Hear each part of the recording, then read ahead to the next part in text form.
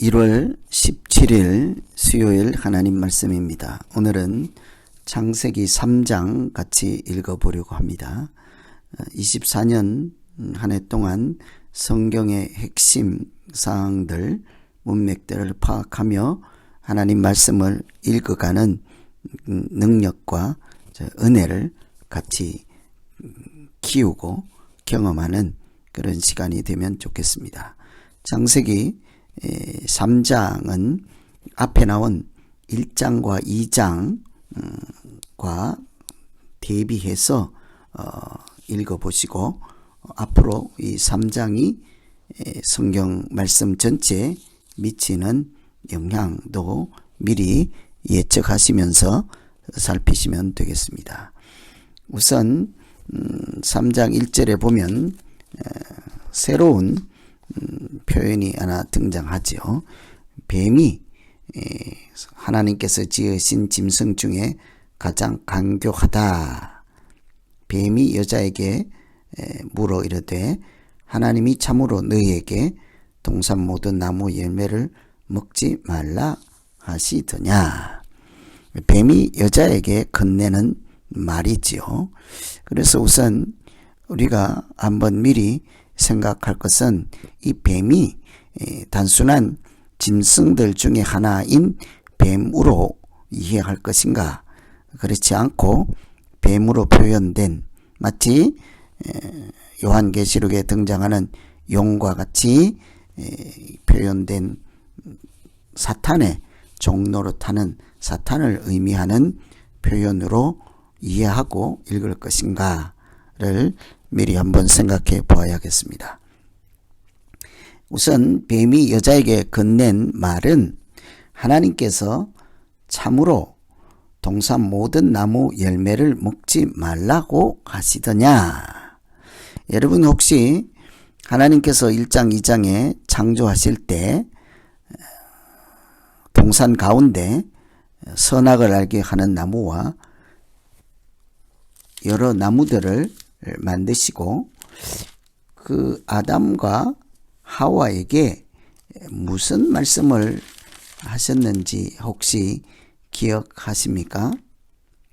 모든 나무를 먹지 말라 이렇게 얘기를 하셨는지, 그렇지 않으면 모든 나무를 다 먹되 하나 나무 한 그루의 열매는 먹지 말라고 하셨는지를 한번 생각해 보아야겠죠.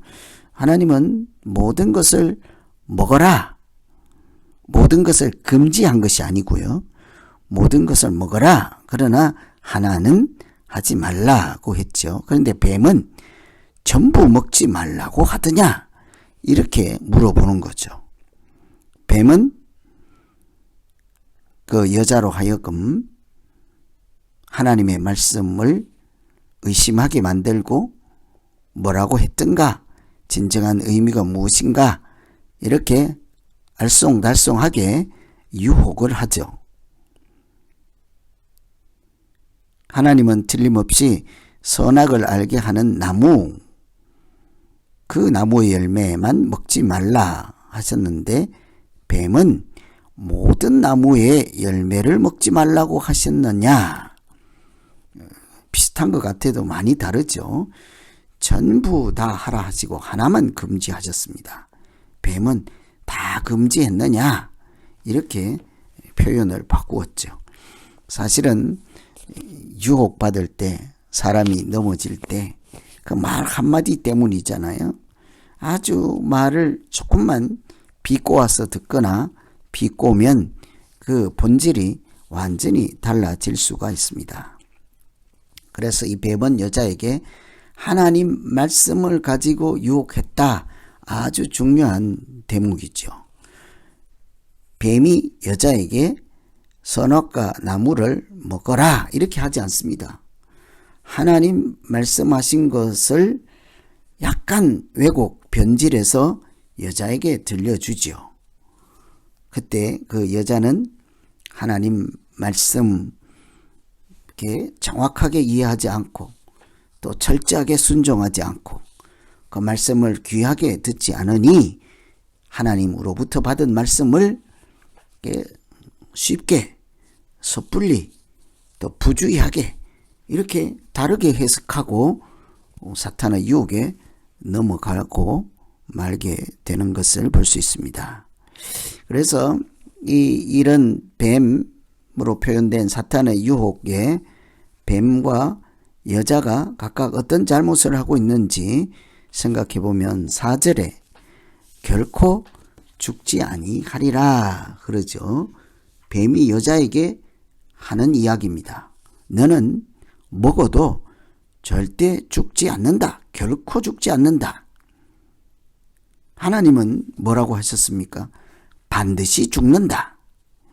그래서 뱀은 하나님의 말씀을 정면으로 반대로 여자에게 전해준 거죠. 그러니까 다시 한번 말씀드리면 뱀은 하나님의 말씀을 완전하게 부정했다는 거죠. 결코 죽지 않는다. 하나님은 반드시 죽는다. 하나님의 말씀을 무시한 거죠. 인정하지 않은 것이죠. 여자에게 정반대로 이야기를 했습니다. 하나님의 말씀의 존엄함, 엄중함을 사탄은 거부하고 있는 거죠. 이게 사탄의 정체라고 하겠습니다. 정체성. 사탄은 다른 것이 아니라 하나님 말씀을 부정하는 것입니다. 하나님을 대적하는 자, 하나님을 회방하는 자, 다 뭐라고 하든지 하나님의 말씀을 정면으로 거부하는 자, 반대하는 자, 100% 반대로 해석하는 사람이겠죠. 여자는 어떤 잘못을 하는고 하니 3절에 보시면 동산 중앙에 있는 나무 열매는 하나님 말씀에 너희는 먹지도 말고 만지지 말라 죽을까 하노라. 하나님은 먹지 말라 이렇게 한마디 하셨죠. 먹지 마 이렇게 했죠. 그런데 여자는 먹지 말라 했다. 만지지도 말라고 했다. 이렇게 하나님의 말씀에 자기 생각을 추가로 집어넣죠. 이것도 참 불순종의 시작입니다. 불신의 시작입니다.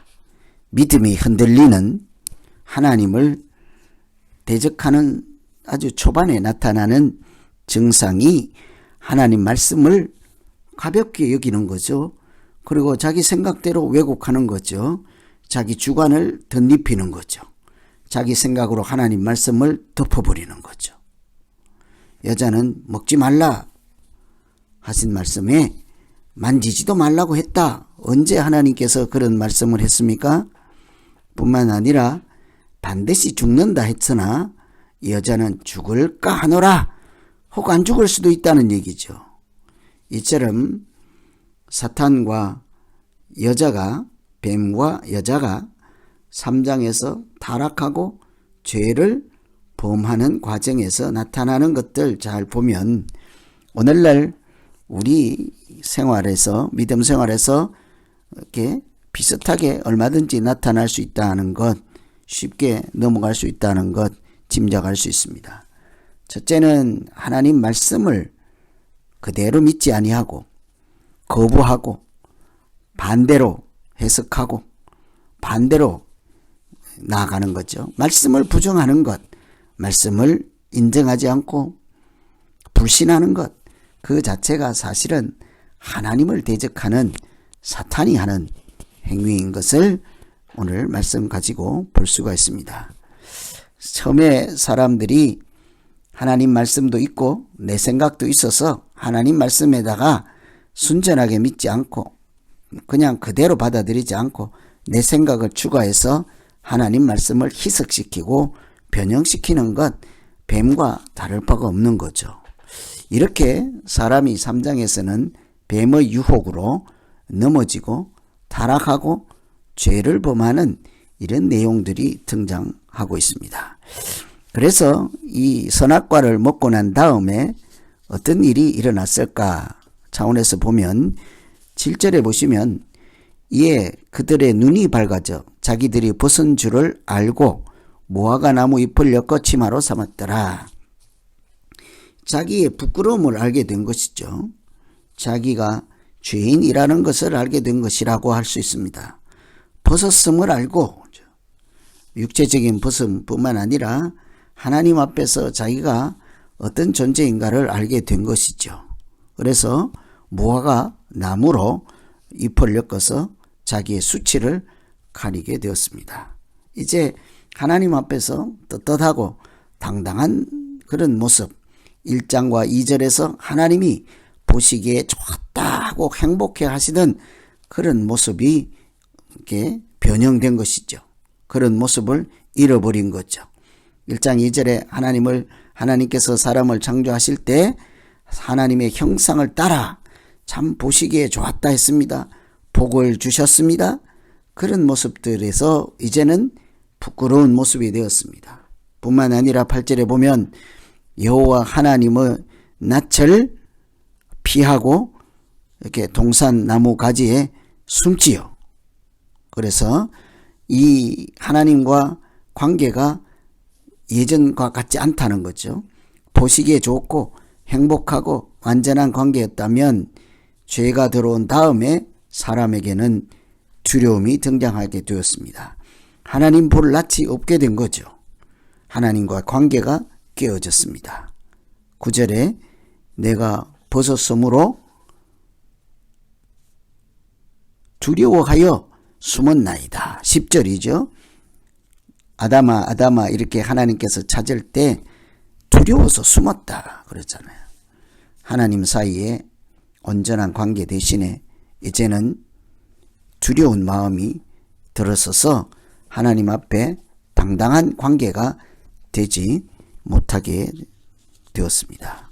이처럼 3장은 한 장을 오늘 읽겠지만 1, 2장과 비교해서 사람이 어떻게 타락하고 타락의 본질이 무엇이고 어떻게 쉽게 넘어가고 또 그런 사람들을 하나님께서 어떻게 하는지를 잘 살피면서 창세기 3장은 앞으로 모든 말씀을 읽는데도 많은 영향이 있고 해서 오늘은 3장만 읽도록 그렇게 하겠습니다. 선악과를 먹은 결과 하나님께서는 뱀에게는 어떤 책망을 하시고 징계를 하실까요? 모든 짐승보다 더욱 저주를 받아 배로 다니고 살아있는 동안 흙을 먹을지라. 그래서 이렇게 기어다니는 저주를 받았다라고 하죠. 여자와 여자의 후손에게 하신 말씀은요. 15절에 보면 내가 너로 여자와 원수가 되게 하고 너 후손도 여자의 후손과 원수가 되게 하려니 여자의 후손은 내 머리를 상하게 할 것이요 너는 그의 발꿈치를 상하게 할 것이니라. 이 뱀에게 땅에 기어다니는 그런 저주를 받게 되지만 앞으로 그것이 끝이 아니라 너의 후손 대대로 여자의 후손이 머리를 상하게 할 것이라. 이런 말씀을 하시죠. 창세기 15장은 이렇게 원시복음이라 하는데 최초로 이제 구원에 대한 이렇게 암시라고 할까요? 사탄으로 등장하는 뱀에게 하나님께서 여자의 후손이라는 누군가를 통해 그 머리를 상하게 해서 심판을 할 것이라는 얘기죠. 그래서 여기는 아직 여자의 후손은 무엇이고 뱀은 무엇일까? 이런 것을 생각해 보면 여자의 후손이 뱀의 머리를 상하게 하니까 뱀을 사탄으로 해석하면 사탄을 물리치고 영적인 싸움에서 완전한 승리를 하게 하실 분은 예수 그리스도 한 분밖에 안 계신 거죠. 그래서 15절은 앞으로 예수님을 통하여 십자가를 통하여 사탄의 세력을 멸하고 하나님 나라를 다시 완성하고 회복할 것이라 하는 말씀을 염두에 두며 15절을 계속 묵상하시면 되겠습니다. 선악과를 먹은 결과 하나님께서 하와 아담에게 하신 말씀은 무엇인가? 16절에 보면 여자에게는 임신하는 고통을 더하고 수고하고 자식을 낳고 남편은 너를 다스릴 것이라 하고, 남자에게는 땅은 너로 말미암아 저주를 받고 평생 수고해야 소산을 먹으리라. 참 힘겨운 삶을 살게 될 것이라, 이런 얘기를 하죠. 이처럼 내용이 무엇이든지 이 3장에서 이 죄가 들어오고 하나님 말씀을 어긴 것 때문에 1, 2장의 환상적이던 천국 같은 그런 모습이 완전히 뒤틀려 버렸다 하는 거죠. 하나님 나라가 훼손된 거죠. 온전한 창조 질서가 무너진 거죠. 그래서 3장의 내용이 참 중요한 것입니다. 하나님께서 이들에게 보시기에 좋았다고 복을 주시고 이런 온전한 관계 안에 있던 것이 이제는 저주를 내리게 되고 저주를 선포하고 이제 고통을 더하고 또 수고를 더하고 이런 내용으로 뒤바뀌어진 것이죠. 뿐만 아니라 3장을 읽었을 때 하나 놓치지 말 것은, 하나님께서 선악과를 먹은 이 사람들에게 징계와 심판과 저주만 하신 것이 아니라 마지막으로 하신 일이 있죠. 21절에 보시면 여호와 하나님이 아담과 그 아내를 위하여 무엇을 만들어 지어 입히셨다라고 하죠. 거기에 보면 23장 21절에 보시면 하나님께서 가죽옷을 지어 입히시니라 그러죠. 무화과 나뭇잎을 엮어서 자기의 죄를 가리고 수치를 가리고 두려움을 가리고자 하는, 하나님이 보시기에 행복하고 좋았던 그런 모습을 다 잃어버린 초라한 모습을 한 사람을 하나님께서 죄를 지었음에도 불구하고 하나님께 불순종했음에도 불구하고 가죽옷을 지어 입혔다는 거죠. 나뭇잎이야 금방 마르면 비틀어지고 떨어져 나가지 않겠습니까? 가죽옷이 비싸고 좋았다, 질기다, 이런 의미가 아니라 사실은 가죽이라고 하는 것은 동물의 가죽입니다. 동물을 잡아서 그 가죽을 옷으로 입혔다 하는 것은 사실은 이 사람들에게 하나님께서 돌보시고 불쌍히 여기시고 은혜를 베푸시기 위해서 누군가 희생을 당하게 희생시키면서까지 그들에게는 은혜를 베푸셨다. 동물이 죽어야만 했습니다. 가죽을 내어주었습니다. 그 죄를 지었던 사람은 하나님의 은총을 잊게 되었습니다. 23절에도 보시면 여호와 하나님께서 에덴 동산에서 그를 내보내어 그의 근원이 된 땅을 갈게 하시느니라. 선악과를 먹은 결과 하나님께서 가죽옷을 입혀주시고 에덴 동산에서 그들은 내쫓김을 당했다. 하나님께서 자비를 베푸시지만 하나님 나라에서 또다시 하나님을 대적할 수 있는 그런 환경에서 살지 못하고 그들에게서 낙원에서 추방된 것이죠. 하나님과 관계가 훼손되어서 그 사람들이 처음부터 누릴 수 있는 낙원에서, 낙원 지킴이에서 낙원에서 추방자가 된 것입니다. 그래서 이 참 안타까운 것이 창세기 1장 2장 천국의 모습입니다. 에덴 동산이 나옵니다. 하나님께서 보시기 좋았다 했습니다. 3장은 뱀이 등장하였다 하는 것이죠. 사탄이 개입하였습니다. 그래서 사탄이 유혹하는 까닭은 무엇일까? 목적이 뭘까요? 그 사람들로 하여금 하나님과 관계가 이탈하도록, 멀어지도록, 이렇게 하나님의 백성인 것도 알지 못하게 하고 무디게 해서 하나님의 종이 아니라 하나님의 자녀가 아닌 사탄의 하수인으로 만드는 것이 목적이지 않겠습니까? 그것을 그렇게 만들 때 다른 이야기 하지 않습니다. 말씀을 지키지 않고 하나님 말씀에 불순종, 하도록 유도했지요.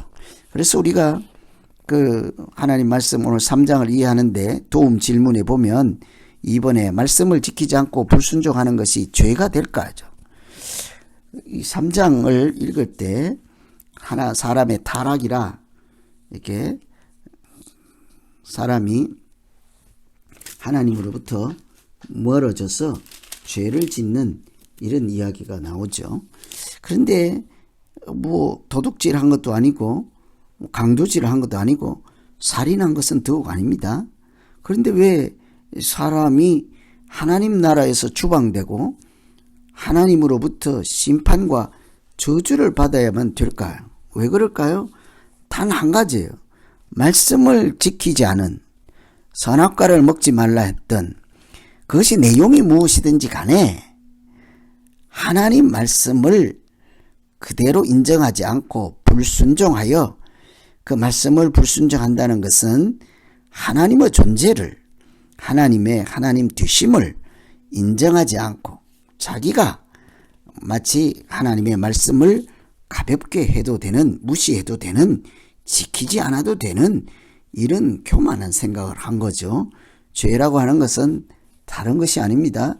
하나님과 나 사이에 무언가가 개입해서 그것 때문에 내가 하나님으로부터 이탈하고 멀어지고 불순종하는 그 자체가 죄가 된 것이죠.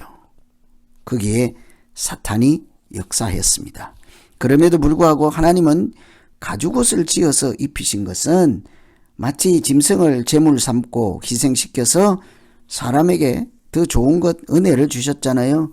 십자가와 똑같은 것입니다. 독생자 예수를 십자가에 달리게 하시고 대신에 그가 징계를 받고 채찍에 맞음으로 우리는 나음을 받고 평화를 누리잖아요. 똑같은 것입니다. 이 가죽옷은 십자가의 은혜와 연결해서 이해할 수 있겠습니다. 타락했던 그 인간의, 하나님께 불순종했던 사람의 연약함과 그 구원하시는 하나님의 은총, 이런 것들을 3장을 읽으면서 구구절절, 아, 사람은 죄를 짓는데도 하나님은 이렇게 하시는구나, 이런 것들을 수시로 챙기면서 읽으시면 되겠습니다. 특히 3장은 1장, 2장과 비교해서 무엇이 달라졌는가, 왜 달라졌는가, 또 사람이 이렇게 하나님과 관계가 끊어지고 깨졌을 때 어떤 현상이 일어나는가를 살피면서 그렇게 읽어야 3장의 참된 의미를 캐치할 수가 있겠습니다. 1, 2장은 에덴 동산같이 천국, 사람과 하나님의 온전한 관계, 아주 좋았더라. 3장을 통해서 사람은 낙원에서 쫓겨나죠. 낙원을 잃어버려서 실낙원이라고도 합니다. 하나님 나라에서 하나님과 온전한 관계를 누리던 그 모습은 사라지고 사탄의 개입으로 하나님을 대적하는, 또 하나님께 불순종하는 죄로 그들이 많은 징계를 받고 심판을 받게 되었다. 그러나 하나님은 그것이 전부가 아니라 가죽옷을 지어 입힌 것처럼 하나님께서 그들에게 여전히 살아갈 길을 열어주시고 앞으로 구원하실 것을 미리 보여주시고, 그래서 이 타락한 사람들을 하나님의 백성으로 회복시키시고 낙원에서 쫓겨났던 것을 다시 회복하여 하나님 나라를 만들어 가시는 것, 회복시키고 온전하게 이루어 가시는 것이 성경 전체에서 큰 줄기로 이해하시면서 3장을 읽으시면 되겠습니다. 그래서 저는 3장을 읽을 때 사람이 어떻게 하나님을 대적하고 타락하고 저주받고 징계를 받는가, 그 뭐 살인, 강도 이런 게 아니라는 거죠. 하나님의 말씀을 가볍게 여기고 내 생각을 그 말씀으로 덮어버리고 내 생각으로 하나님 말씀을 그냥 무시하고 덮어버리고 왜곡하고 변질시키고, 그래서 말씀을 불순종하는 것이 하나님을 불순종하고 대적하고 큰 죄라는 것을 깊이 인식하여 우리가 믿음 생활할 때 어떻게 하나님과 교통하고 행복한 온전한 관계로 살아갈 것인가를 참고하고 배우는 말씀이 되기를 간절히 기원합니다. 기도하겠습니다. 하나님 아버지, 3장 한 절이지만 사람의 타락과 죄를 범하는 것과 하나님께서 심판하시고 구원하시는 아주 기본적인 내용들이 다 들어있습니다. 깊이 말씀을 묵상할 때마다 하나님의 은혜가 더욱 크게 다가오는 말씀 되게 하여 주시옵소서. 예수님 이름으로 기도하옵니다.